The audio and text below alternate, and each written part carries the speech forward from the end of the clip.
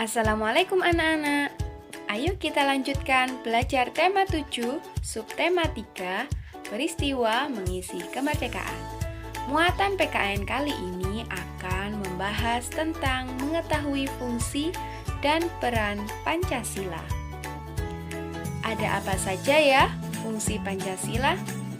Yang pertama adalah Pancasila sebagai dasar negara. Apa arti dari Pancasila sebagai dasar negara?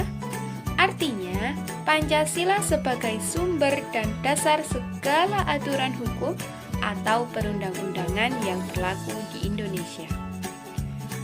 Fungsi Pancasila yang kedua adalah Pancasila sebagai pandangan hidup dan ideologi bangsa.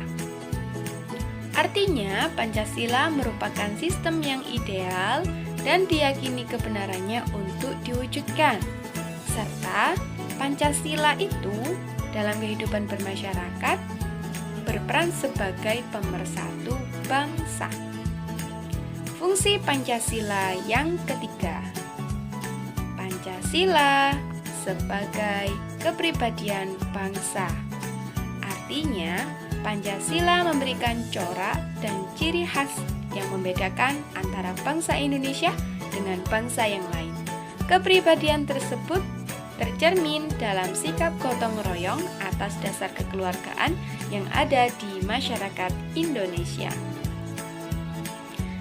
Setelah kita pelajari tentang fungsi Pancasila yang ada 3 tadi, kita lanjutkan nilai-nilai luhur Pancasila sebagai landasan hidup bermasyarakat. Yang pertama adalah gotong royong. Kalian pasti tidak asing kan ya dengan istilah gotong royong. Nah, budaya gotong royong mengajarkan kita untuk saling membantu satu sama lain secara sukarela tanpa melihat perbedaan suku, ras, agama maupun budaya. Nilai luhur yang kedua adalah musyawarah. Budaya musyawarah mengajarkan kita untuk memecahkan suatu masalah secara bersama-sama. Hal ini dilakukan untuk menghargai dan menghormati pendapat yang terjadi di dalamnya. Tujuannya untuk apa dari musyawarah? Tujuan musyawarah adalah untuk menghasilkan keputusan yang bermanfaat bagi kepentingan bersama. Kita lanjutkan nilai luhur Pancasila yang ketiga. Kalau tadi yang pertama ada apa sayang? Ada gotong royong. Yang kedua adalah musyawarah. Dan yang ketiga adalah toleransi. Budaya toleransi dalam masyarakat merupakan kesadaran untuk dapat hidup berdampingan secara rukun dan damai dengan mengembangkan sikap saling menghormati dan menghargai dalam perbedaan yang ada. Itu tadi nilai-nilai luhur Pancasila. Nah, selanjutnya kita pelajari tentang meneladani sifat pahlawan. Ada beberapa sifat pahlawan yang harus kita teladani. Di antaranya kita bahas setelah ini ya. Sebagai warga negara, kita menjaga dan mengisi kemerdekaan ini dengan berbagai hal positif.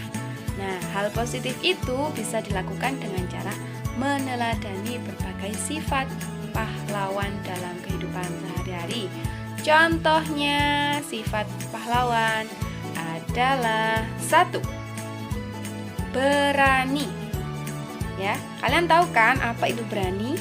Tidak takut ya sayang ya, atau gentar dalam menghadapi sebuah bahaya, kesulitan ataupun tantangan untuk memperjuangkan kebaikan. Nah, di sini perlu digarisbawahi kebaikan yang perlu diperjuangkan. Oke. Sifat yang kedua yaitu gigih. Apa itu gigih? Gigih adalah teguh pendirian. Kalau kalian punya masalah, nah, ketika menghadapi itu walaupun banyak rintangan tidak mudah putus asa ya. Walaupun sering gagal tapi bangkit lagi. gagal lagi, bangkit lagi sampai tujuan yang kalian cita-citakan itu tercapai. Nah, sifat pahlawan yang ketiga yang perlu kita teladani adalah rela berkorban. Tahu kan ya, rela berkorban itu apa? Rela berkorban itu sama dengan ikhlas. Nah, jadi sikap ikhlas yang berasal dari hati, untuk memberikan sesuatu yang kita miliki untuk dimiliki oleh orang lain. Jadi tidak egois alias tidak mementingkan diri sendiri. Nah, yang keempat adalah berjiwa besar. Apa ini berjiwa besar? Sikap mau menerima kritik. Nah, tidak banyak sayang orang yang bisa berjiwa besar. Malah kebanyakan kita mengamati di luar sana itu yang lebih banyak adalah orang yang suka mengkritik. Tapi tidak banyak orang yang bisa berjiwa besar, menerima kritik, perbedaan, sampai menerima kekalahan dengan lapang dada.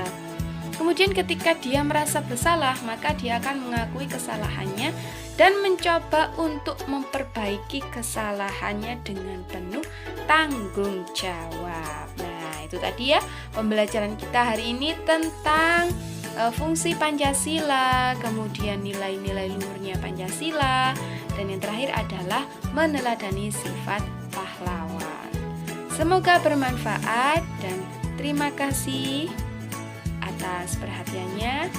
Wassalamualaikum warahmatullahi wabarakatuh.